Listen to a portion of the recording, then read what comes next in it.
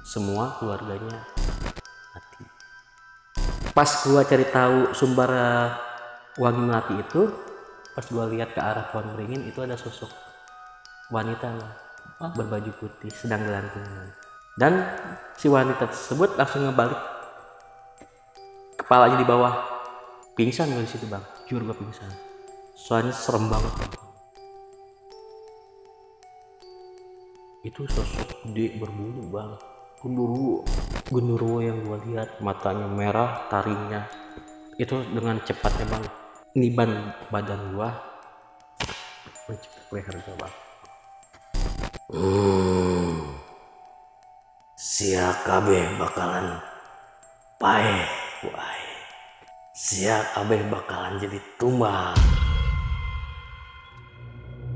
Kembali lagi di Lentera Malam bareng gua Adit, dan sekarang kita lagi ada di segmen Saksi Misteri.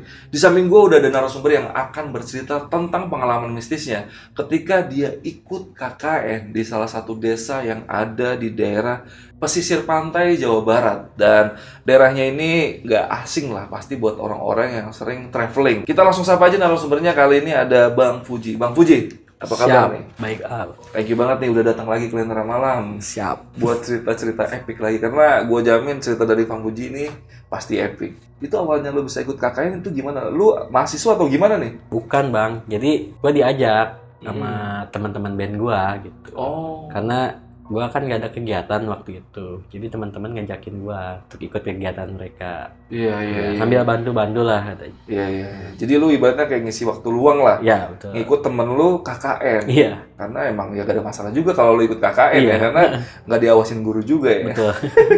Nah, ini boleh kasih bocoran gak sih daerahnya untuk KKN itu di daerah mana? Di deket Pantai Sawarna. Oh. Cuman tempatnya pelosok bang ya. Iya. Ke dalam masih jauh ke dalam. Iya. Gue pernah ke Sawarna sih. Jadi mungkin yang pernah ke Sawarna tahu tuh kalau daerah Sawarna itu emang masih banyak desa-desa yang terpencil ya. Betul. Jarang banget daerah-daerah ramainya. Mungkin daerah ramainya cuma ada di Pantai Sawarna itu Iya. aja ya. Untuk kesana dikit udah sepi semua. Dan itu kira-kira berapa lama tuh bang ngelakuin KKN-nya itu? Itu berjalan 2 bulan bang. Berjalan 2 bulan. Iya. Dan di situ lu hampir kehilangan nyawa ya. Betul. Jadi buat kalian yang penasaran sama ceritanya, tonton aja video sampai habis. Yaudah, paling sebelum kalian dengar ceritanya, gue mau infoin dulu nih buat kalian yang pengen kita undang jadi narasumber, kalian bisa langsung aja DM ke Instagramnya Lentera Malam di lenteramalam.id. Dan buat kalian yang sering komplain nih ke gue, bang, YouTube-nya banyak iklan banget sih, kalian bisa langsung aja mampir ke Spotify-nya Lentera Malam di podcast horor Lentera Malam. Di situ bebas iklan. Oke, Bang Fuji udah siap buat cerita tentang pengalaman KKN ini? Siap. Oke, nggak usah lama-lama lagi. Sebelum kalian dengar ceritanya, kalian tonton dulu yang satu ini.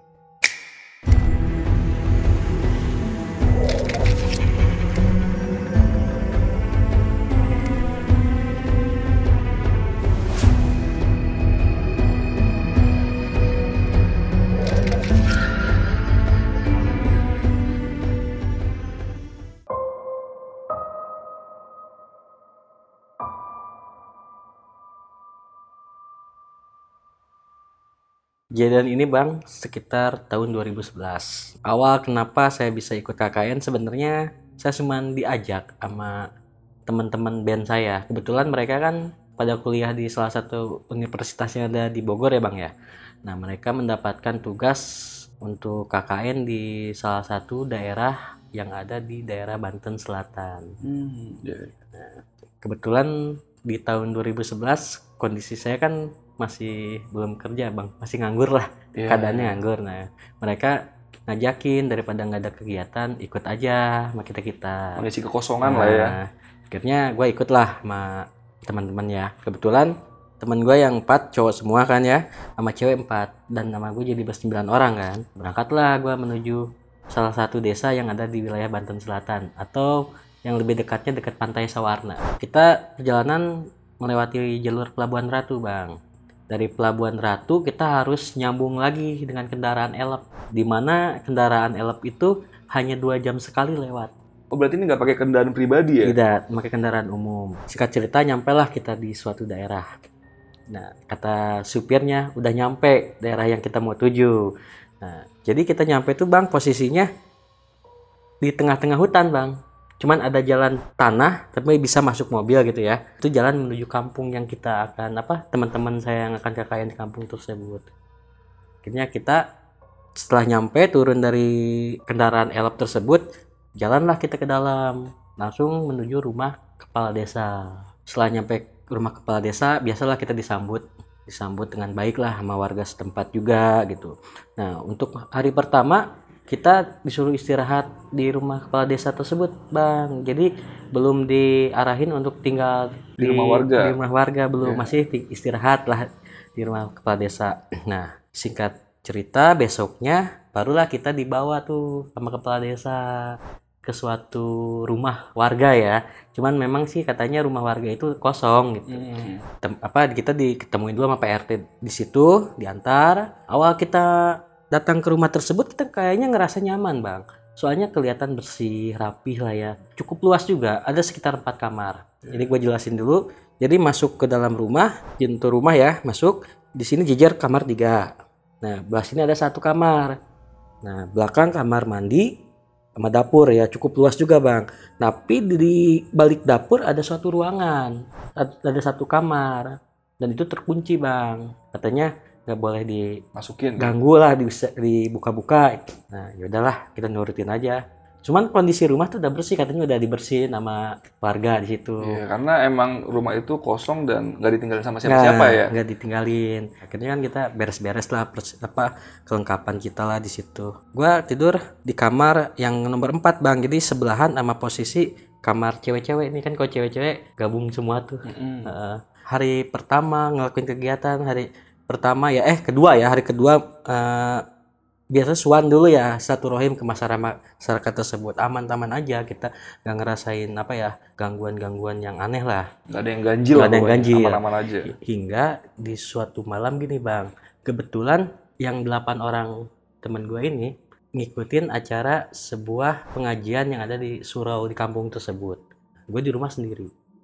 Ada sekitar jam 8 malam, gue lagi nonton TV. Kan kita dikasih fasilitas ada televisi ya. Nah, lagi nonton TV gue di tengah rumah. Di dapur, Bang, ada tiba-tiba terdengar suara orang yang lagi masak. Layaknya orang lagi masak gitu. Iya. Dan kamar mandi terdengar juga suara orang yang lagi mandi. Rame ya berarti. Rame. Tadinya gue ngehirauin, gak terlalu dipikirin lah ya. Mungkin tetangga sebelah. Tapi setelah gue pikirin, jadi rumah yang gue tempatin itu jaraknya sama warga tuh agak jauh, Bang. Oh, khas desa-desa ya? Iya. Berjarak antar rumah. Berjarak gitu, nggak berdempet dah. Barulah gue berpikir, siapa yang di dapur ya? Yang lagi masak. Akhirnya gue cobalah ngecek ya ke dapur. Gue buka pintu dapur, kosong. Terus barang-barang juga nggak berserakan, biasa aja gitu. Ini balik lagi gue nonton TV. Beberapa saat gue lagi asik masih nonton TV, terdengar lagi, Bang. Saking gue penasaran, gue masuk lagi ke dapur, kosong. Hingga gue mendengar suara seperti rintihan. Orang nangis di dalam suatu kamar, 1 kamar yang gak boleh kita buka-buka. Yang di belakang itu? Penasaran gue tempelin kuping gue ke pintu. Terdengar jelas, Bang. Jadi suara rintihan orang yang kayak menangis ya. Perempuan apa laki-laki? Perempuan. Nah, lumayan takut juga kan ya. Gue balik ke depan rumah, gue tutupin pintu dapur, gue balik ke depan rumah lagi, sampai keluar rumah lah, nungguin teman-teman, Bang. Kebetulan nih, jadi di posisi halaman rumah tersebut ada pohon beringin, Bang, gede banget, pohon beringin. Nah, pas gue lagi nungguin teman gue di luar itu, Bang, tiba-tiba gue mencium bau bunga melati, Bang. Pas gue cari tahu sumber wangi melati itu, pas gue lihat ke arah pohon beringin, itu ada sosok wanita, Bang, berbaju putih sedang gelantungan. Dan si wanita tersebut langsung ngebalik kepalanya di bawah. Pingsan gue di situ, Bang. Jujur gue pingsan. Nah, nggak lama kemudian mungkin teman-teman gue datang mungkin ya. Udah pulang soalnya gue disadarin di dalam, lu ngapain tidur di luar? Tapi gue nggak berani cerita, Bang, karena gue nggak mau membuat suasana kegiatan mereka jadi terganggu. Intinya seperti itu. Nggak apa-apa, gue ngantuk ketiduran ya. masa lu tiduran di tanah sih, kata ada salah satu cewek tuh di situ, namanya gue sebutin aja ya, si Dewi bang. Si Dewi tersebut, masa lu tiduran di tanah sih Ji? Enggak, gue ngantuk, gak tahu gue juga, gue tidur aja gitu. Udahlah, masuk kamar, terus gue istirahat tidur. Nah di tengah malamnya bang, itu gue mendengar lagi suara aktivitas bang dalam dapur, seperti layaknya orang memasak dan mandi. Seperti yang tadi lagi. Gue kan bangunin temen gue nih yang sekamar sama gue, tapi susah ngebangunin, apa susah dibangunin ya. Iya. Susah dibangunin. Gue coba untuk nggak mendengar suara tersebut, tapi susah kayaknya.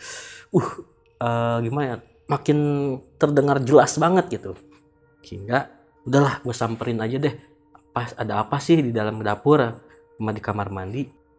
Gue buka pintu dapur lagi, kosong bang.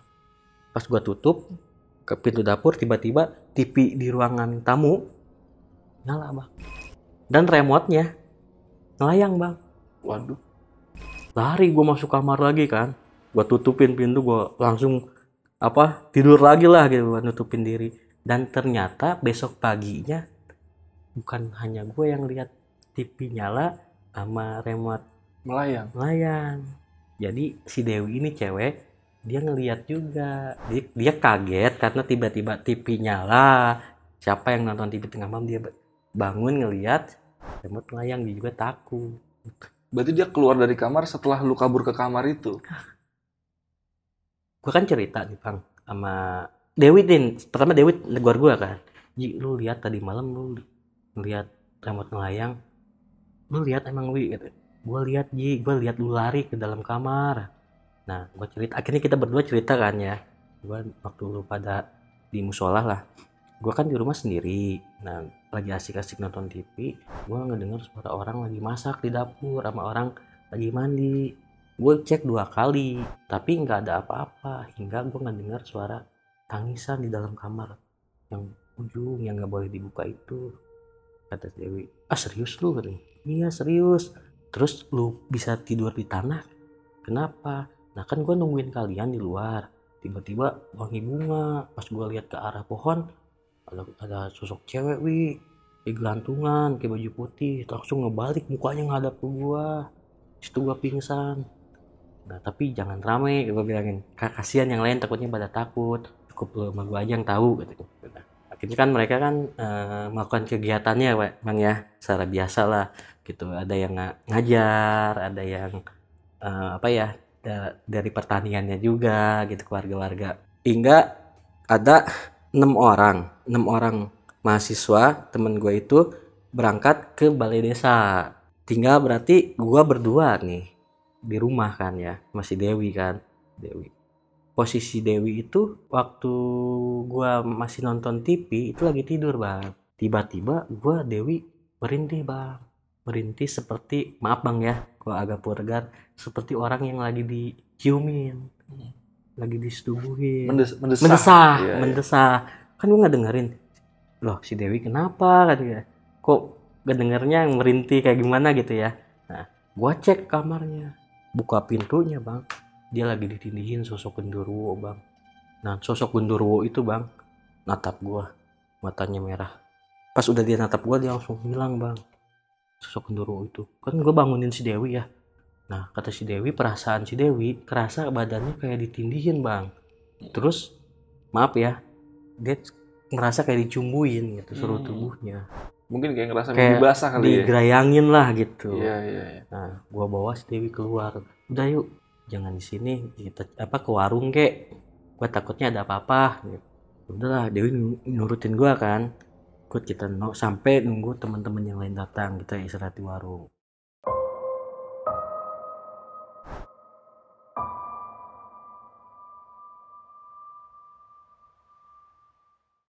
Singkat cerita, yang lain pada datang di balai desa kan aneh ya ngelihat gua sama Dewi berduaan di warung. Ye, kalian pacaran ya gitu. Enggak lah gitu. Ini kita justru nungguin kalian gitu. Lama amat sih, biasa kan ada pembahasan gitu dari kepala desa sama warga di sini gitu. Ya udahlah, akhirnya kita balik lagi kan ke rumah. Nggak tahu kenapa temen yang satu kamar gua, si Raja, dia tidur di kamar sebelah, gua tidur sendiri di kamar. Nggak tahu jam berapa, pertengah malam bang, gua kirain teman gua si Raja pindah ke kamar. Gua kan lagi tidur juga, belum tidur lelap bang, gua masih kepikiran hal-hal yang tadi kan. Itu masih merem-merem ayam lah, tiba-tiba pintu kamar kebuka kan, kret. Itu sosok gede berbulu bang, genderuwo yang gua lihat, matanya merah, taringnya itu dengan cepatnya bang niban badan gua, mencekik leher gua bang, sampai gua ya dibilang mungkin gua mau mati bang di situ.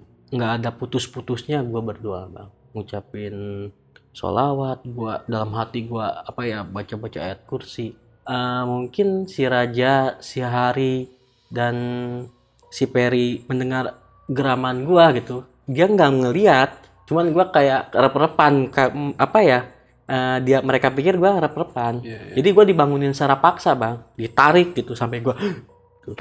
Padahal aslinya gua lagi dicekek bang. Lu kenapa Ji? Katanya, sadar Eling katanya. Terus gue dikasih minum dulu. Nggak tahu, gue mimpi aneh. Gue alasan mimpi aneh aja ya bang ya. Nggak membicarakan genderuwo tersebut gitu. Karena gue nggak mau lah ngerusak acara mereka, kegiatan mereka lah di kampung tersebut. Nah si Hari nih bang, si Hari itu nggak apa ya, nggak ikut kita ada kegiatan nih, ada kegiatan di warga.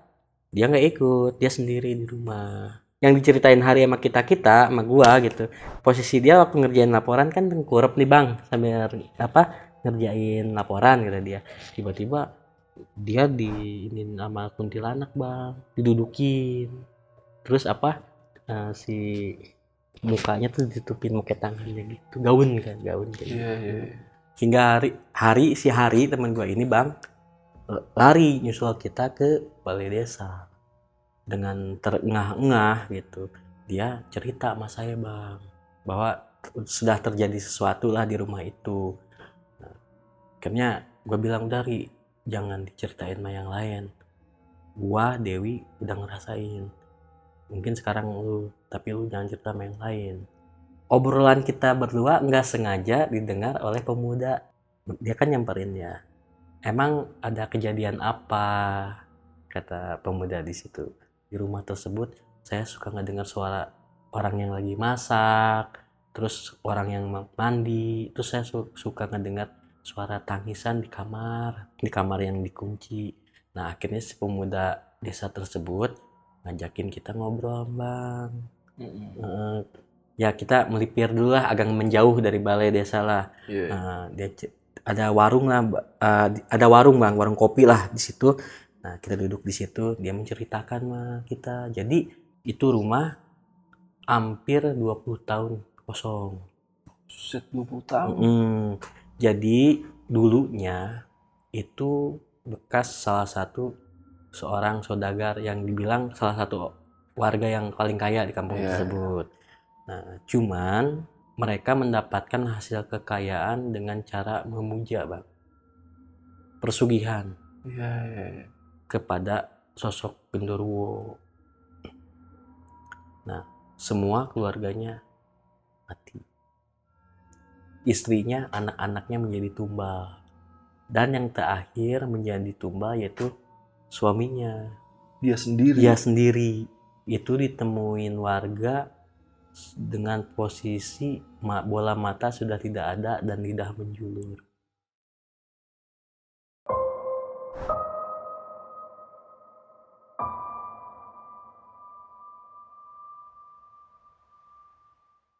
Sok kan kita kaget, kok kenapa kita nggak dikasih tahu dari awal?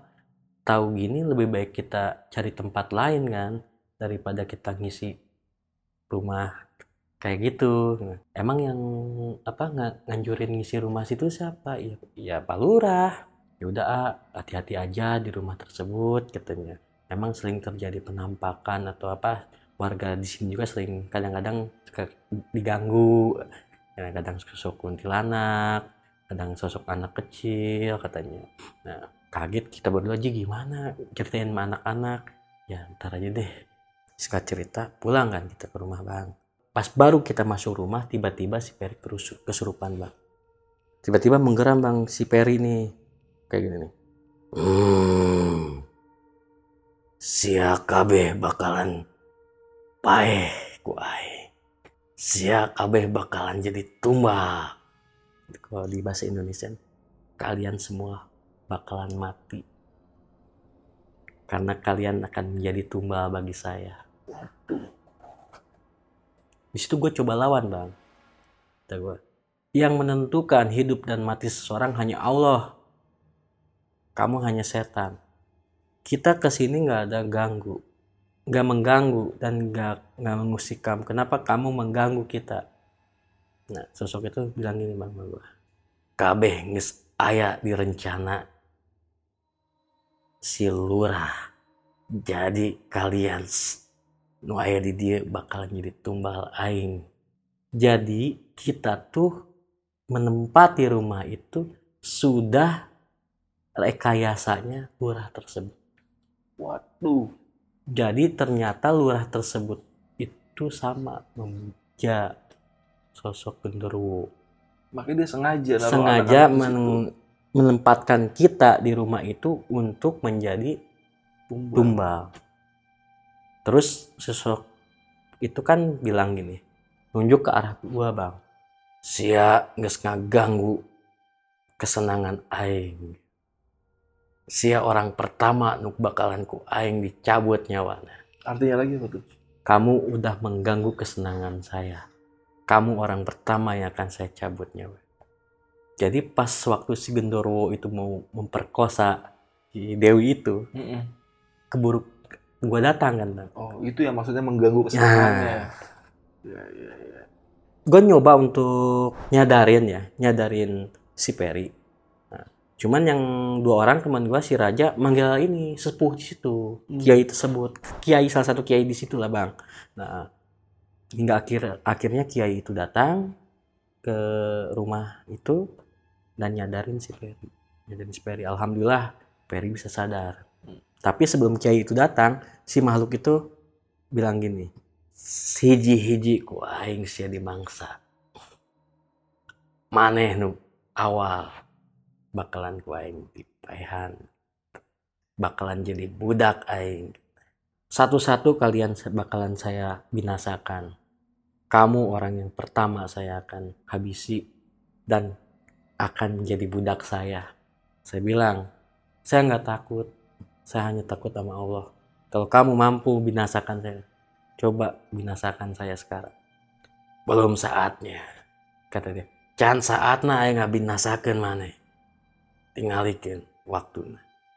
Belum saatnya saya binasain kamu. Nanti lihat waktu. Akhirnya datanglah Kiai nyadarin temen gue itu si Peri. Dan Pak Kiai tersebut menyarankan kami untuk meninggalkan rumah. Meninggalkan rumah itu, angkat kaki dari situ. Menyarankan rumah dan kita untuk sementara disuruh ke rumah, ikut di rumah Kiai tersebut kan ya.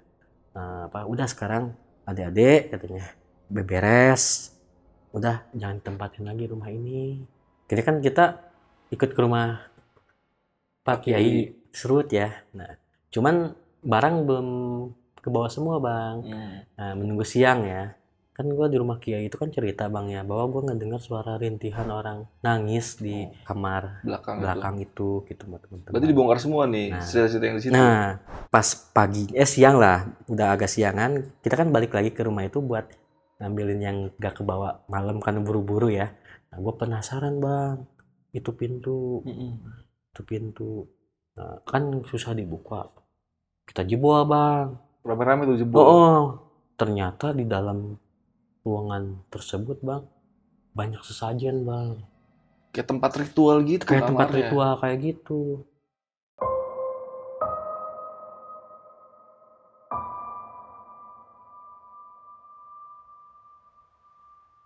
Ada orang situ ya, kita panggil gitu. Kan dia kedap ya, kesini sebentar kan. Kita tunjukin ada tempat ini bang, ada tempat ritual kayak gitu, banyak sesajen. Lo kok bisa ada kayak gini, kata si A di situ. Gak tahu bang, kita kan gini bang, saya sering ngedengar suara cewek nangis kata di dalam sini. Kita penasaran bang, akhirnya saya jebol ini bang pintu, takutnya ada orang di dalam. Ternyata penuh dengan benda-benda kayak gini. Nah, panggillah warga yang lain, dihancurin lah bang tuh benda-benda tersebut, hingga akhirnya Pak Lurah datang bang. Nah Pak Lurah itu datang dengan mimik yang marah bang sama kita diusir dari kampung situ. Pokoknya tadinya depan warga Pak Lurah ngomongnya kayak yang baik-baik gitu, kayak yang baik-baik. Setelah warga bubar, tiba-tiba Pak Lurah tersebut langsung marah sama kita bang. Kalian sudah lancang, kan saya udah peringatin, jangan buka-buka atau mencoba membuka pintu kamar yang ada di belakang. Akhirnya kita diusir. Mantok dia, besiku aku kami dipaihan ain oge kena. Udah gitu ya udahlah, udah beres-beres kita ngobrol sama ke rumah Pak Kiai, karena barang kita juga ada beberapa di rumah Pak Kiai. Kita izin pamit pulang aja bang. Sama Pak Kiai kita cerita. Akhirnya kata Pak Kiai gini, adek jangan dulu pulang, udah di sini aja, bapak yang tanggung jawab. Kita lihat nanti malam ada apa yang terjadi. Menjelang udah Isya, rame kampung gitu bang. Ada kabar Pak Lurah meninggal. Waduh, meninggal Pak Lurah. Pak Lurah di kampung tersebut meninggal. Pak Lurah itu Pak Kepala Desa ya? Iya, Kepala Desa ya. Dengan posisinya mata nggak ada, lidah menjulir. Sama persis kayak pemilik rumah yang tempat lu tinggalin itu. Meninggalnya. Iya. Setelah ini kan jenazahnya kan dia bawa masyarakat ya. Dimandiin lah secara Islam ya, secara Islam. Cuman itu bau busuknya menyengat banget. Padahal baru meninggal. Bau busuknya nggak tahan. Rumah yang kita tempatin bang, tiba-tiba terbakar.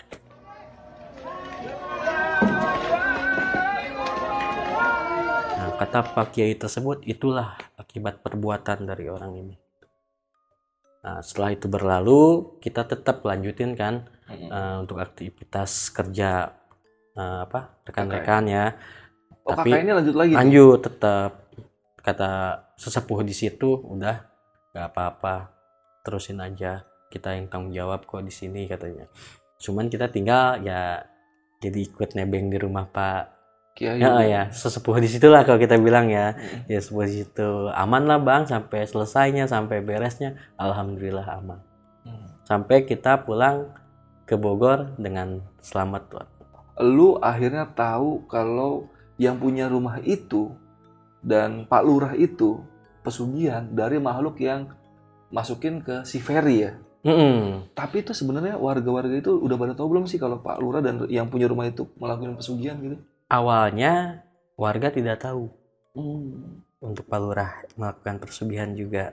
Yang warga tahu orang pemilik pertama.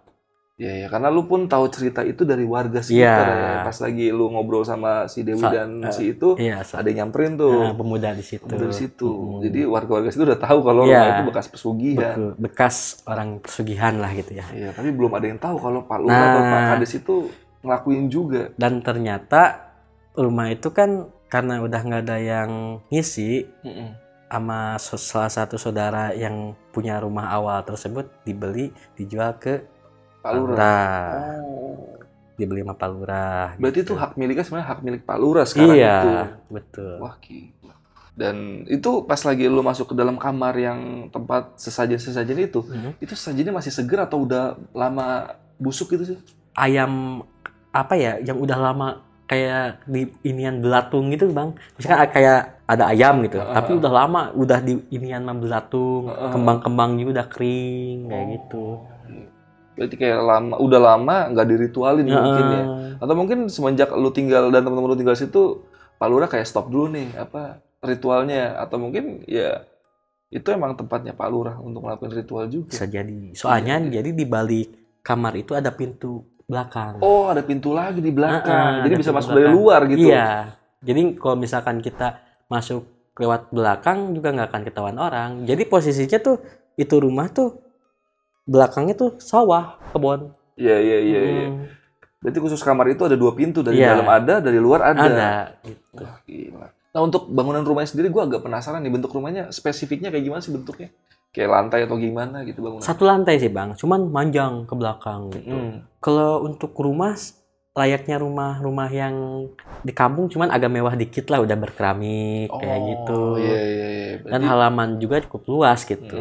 Halaman depan, halaman belakang gitu. Berarti bangunannya udah permanen lah ya, Permanen. bukan yang dari kayak apa bambu-bambu gitu, enggak, bukan ya? udah permanen. Iya, iya. Gue jadi inget film KKN Desa Penari soalnya. Wah, enggak lah bang.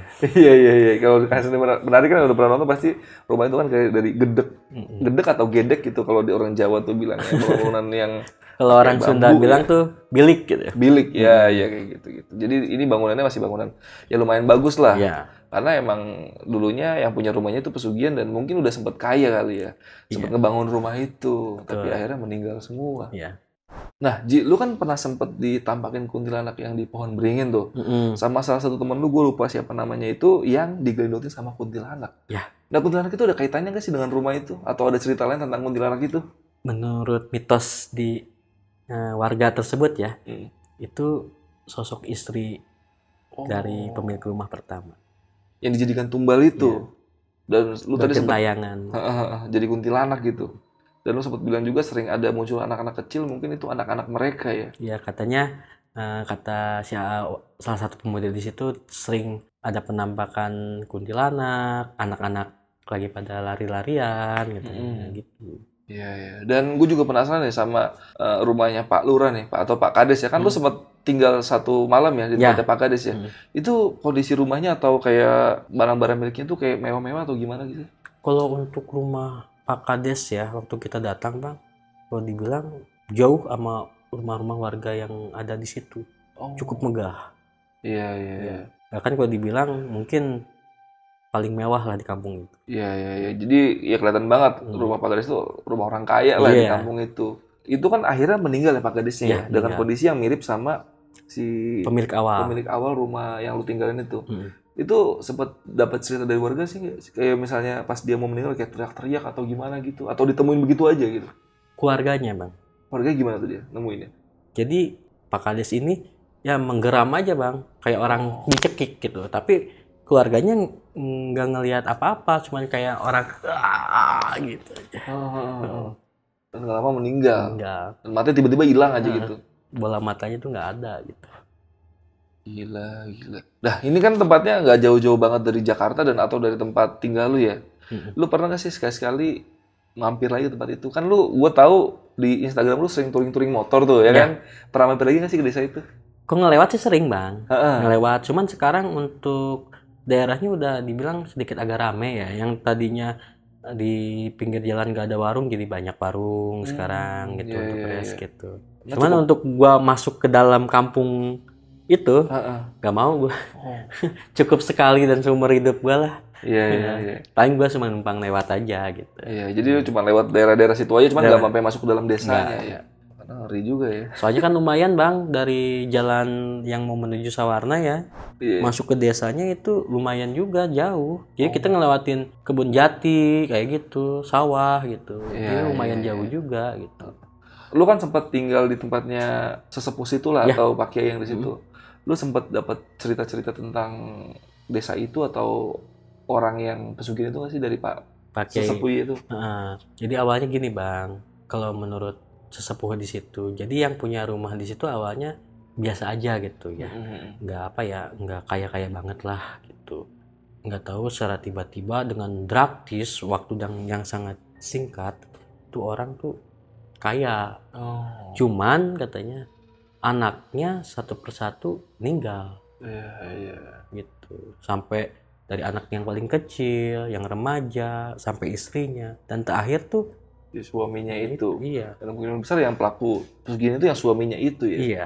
Berarti emang rumah itu udah cukup melegenda di kampung itu ya. Dan Pak Kiai di situ juga bilang, jadi orang juga jangankan untuk kan kalau di kampung situ gini bang, misalkan saya punya rumah nih 2 gitu, terus ada tetangga kita belum punya rumah, nah kita tuh harus suruh tetangga kita yang belum punya rumah untuk nempatin rumah kita yang kosong. Nggak ada yang mau, warga juga semua di rumah itu nggak ada yang mau. Berarti kalian emang benar-benar dijebak ya sama Pak Iya. Lurah ya. Jadi istilahnya kita tuh kayak mau dijadiin tumbal. Tumbal, ya. Iya. Tapi alhamdulillah selamat semua ya Alhamdulillah sampai ke selamat Bogor ya. Oke. Nah, ini kan Pak Sesepuh atau Pak Kiai itu kan ya gue pikir cukup tahu banyak lah tentang hal-hal seperti ini ya. Dia sempat nyeritain nggak sih kenapa pas meninggal kondisinya seperti itu, matanya bolong, lidahnya menjulur gitu? Karena cekekan makhluk tersebut sama apa? Si bola matanya ya dimakan sama dia gitu. Oh, dimakan sama sosok itu. Nah, Dicekek makanya meler gitu ya Iya. lidahnya. Waduh, ini cerita cukup epic banget nih dan gue cukup teringat sama film KKN Desa Penari karena filmnya baru-baru ini gue tonton sih. Tapi ini cukup berbeda jauh dengan cerita Nggak yang ada ada di hubungannya, Desa Penari sih. Iya, Iya. iya. Cuman ini cukup serem juga karena ya, ternyata Fuji dan teman-temannya itu dijebak sama Pak Lurah dan Dijebak. Pak Kades ya. Ya udahlah, paling cerita dari Fuji cukup segitu aja ya. Ya, Buat kalian yang pengen tanya-tanya atau pengen tahu lah lebih dalam lagi tentang cerita yang diceritain sama si Fuji ini, kalian bisa langsung aja mampir ke Instagramnya Fuji. Itu ada di mana, Ji? Rider Puji. Rider Fuji. Nanti linknya gue taruh di kolom deskripsi. Atau mungkin yang pengen ngajakin touring, karena lu suka touring ya, Ji? Siap. Gue ngeliat di IG lu ya. Ya, siap. Bisa mampir ke Instagramnya Fuji. Dan buat kalian juga yang baru pertama kali ngeliat Lentera Malam atau baru pertama kali ngeliat Fuji cerita, Fuji sebelumnya udah pernah cerita tentang almarhum temennya yang gentayangan jadi pocong. Kalian bisa mampir ke video itu, thumbnailnya gue kasih unjuk yang seperti ini nih. Jadi habis nonton video ini langsung mampir ke video Fuji yang sebelumnya. Yaudah, paling segitu aja, Ji. Thank you banget nih, Ji. Siap. Udah jauh-jauh lagi dari Bogor dan sekarang kita syuting udah hampir jam 10 malam ya. Siap. Thank you banget udah ngeluangin waktunya. Sekali lagi, Ji. Siap, Bang. Gua Adit dari Lentera Malam dan Fuji izin pamit. Bye.